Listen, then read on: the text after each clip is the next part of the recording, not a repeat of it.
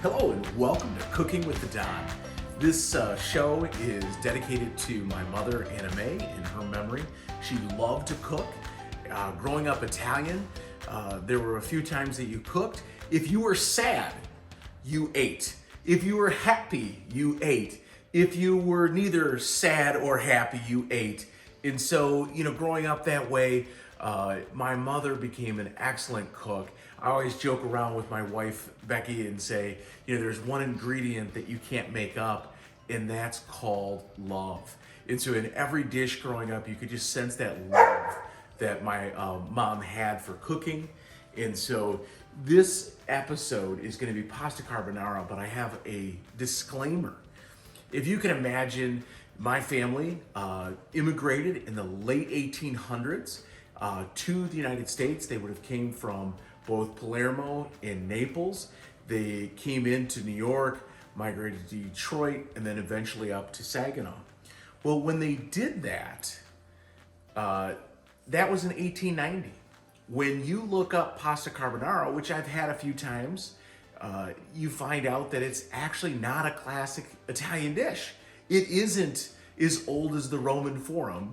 It's actually from World War II. I like to think of pasta carbonara, after doing some research, as the anti-fascism food, because they used it to feed American soldiers in World War II as they were there stationed in Italy and Rome, because it had high protein, carbohydrates, and it was able to get a lot of calories into the soldiers to help fight World War II. So very excited to share this recipe with you today, although the confession is it's not a family secret. It's not a family recipe.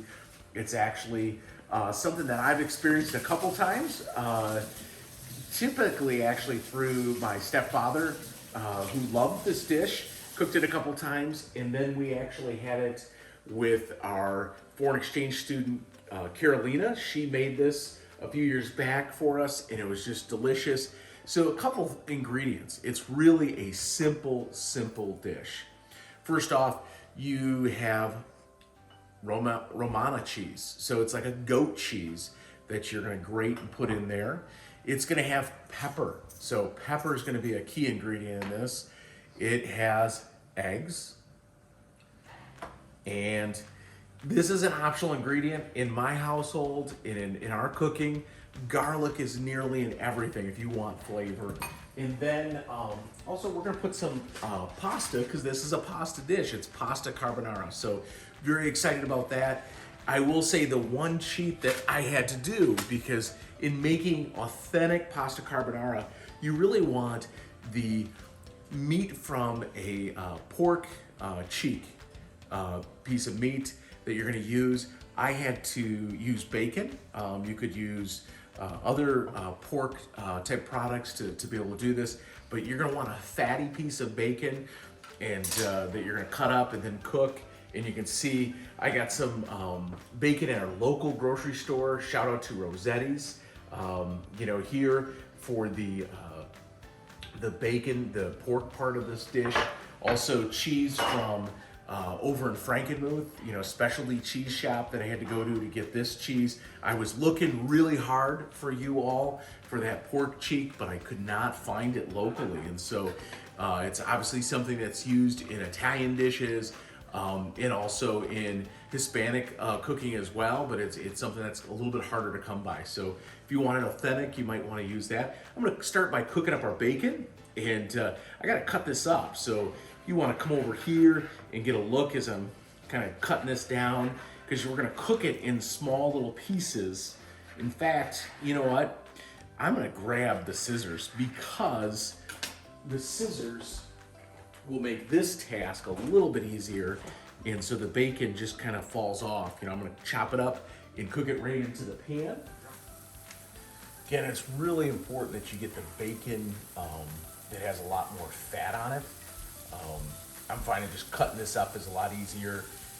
Didn't come, I had it sitting on the counter for a little bit, so it had a little bit of room temperature to it. I love bacon, so we're gonna add a little bit more here.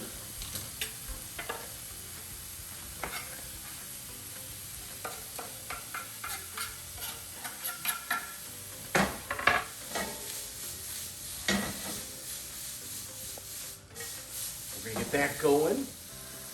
I'm gonna drop our pasta into the boiling water.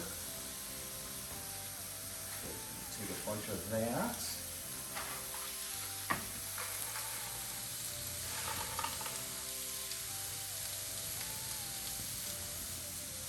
And I'm gonna twist it. That didn't work out very well, but you can see. Spread it out.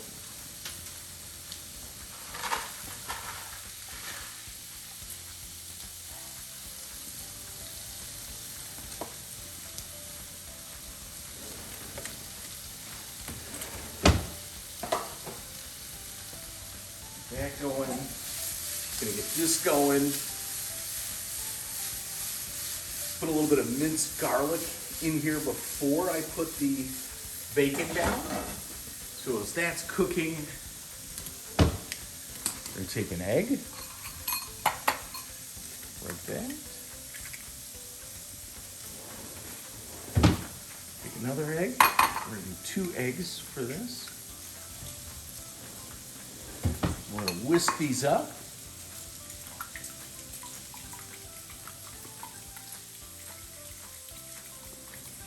Really want to make sure you get a lot of air pumping into these eggs. Make sure they're fluffy.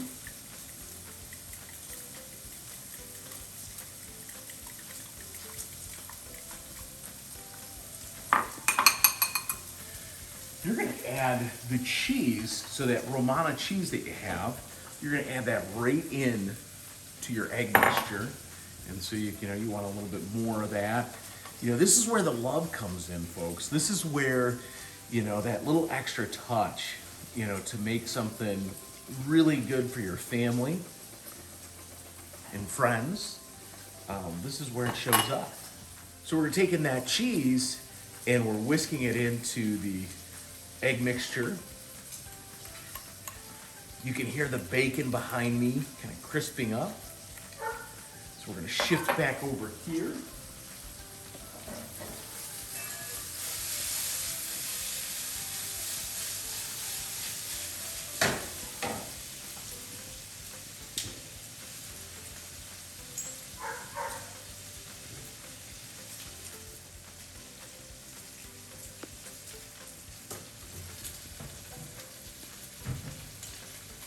I don't know if it really matters, but my mom always put a little bit of salt in her boiling pasta.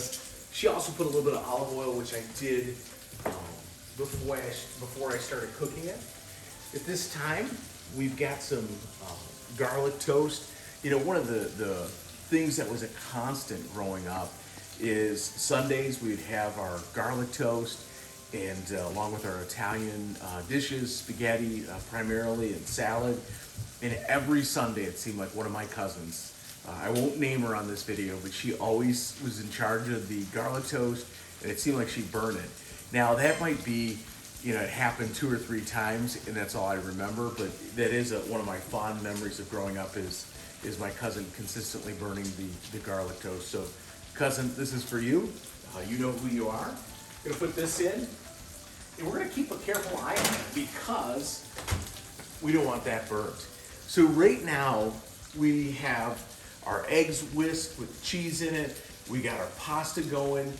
That's got about 8 minutes left. Our bacon is just crisping up as we speak, and it's getting ready. And so, dear, you get some cool action shots right now too.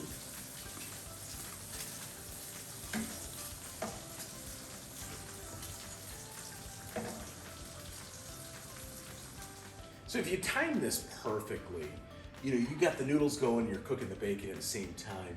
Unfortunately, this is being the first time in a long time that I've even witnessed this being cooked. Kind of cooked the bacon, did the pasta. So now I'm reheating the oil from the bacon.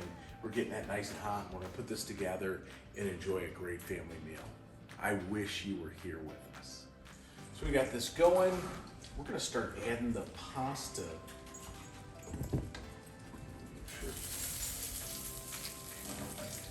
into this mix. So we're gonna strain it via, oh yeah, you hear that?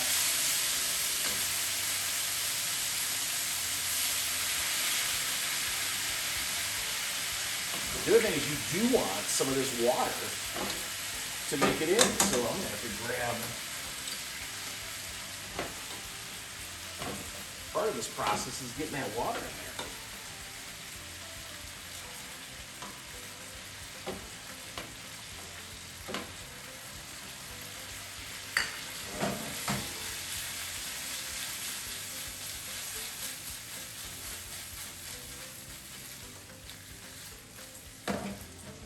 The noodles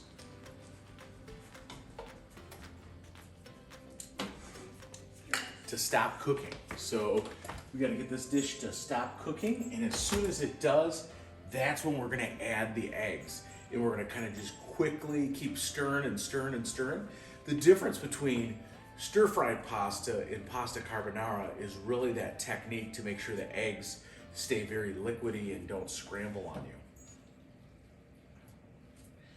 You can kind of see it's already got kind of a creaminess to it from the bacon fat. It's just looking beautiful. So this time, you can kind of hear there is no cooking going on. This is just, now it's quieted down. It's nice and hot though. We still want to catch this while it's hot. We're gonna take our egg mixture, quickly go like this with that. And I might have even added a little bit too much cheese in here. We'll see how that goes. But we're gonna keep on stirring. Actually, I'm gonna use these right here to do the stirring, and I'm gonna slowly pour this in and kind of mix it up and keep it going as we do that.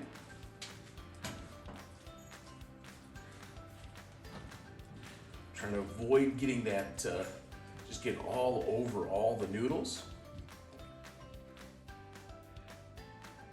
Okay. So at the same time, we've got garlic toast almost done in the oven. I pop that open, I'm hitting off on the oven just so that it doesn't overcook like my cousin. We want to keep that open, let that start to cool down as well. We're gonna keep bringing those eggs in, and we gotta do it slow and keep it mixing.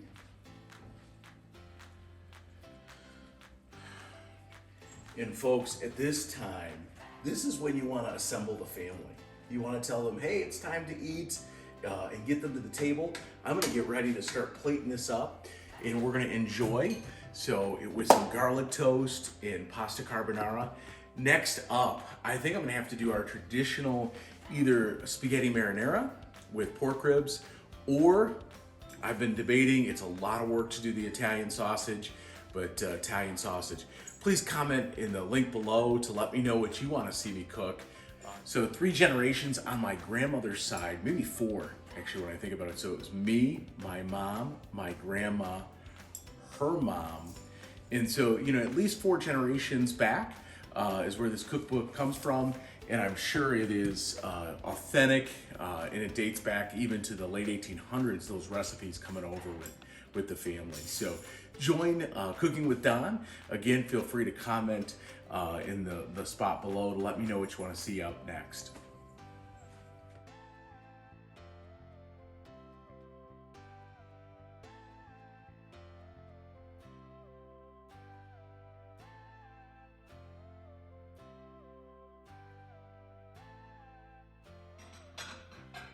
No seconds?